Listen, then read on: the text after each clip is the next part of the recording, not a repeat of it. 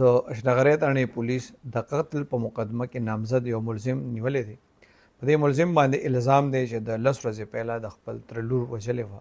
دې حوالې سره چې کوم د پولیس رپورټ دی د هغې مطابق محله هدایت الله شاه اوسیدونکی دی ملک عثمان، هغه رپورټ درج کړی په 3 اګست باندې چې د خپل تره زوی سره په خبره باندې زباني تکرار وشو.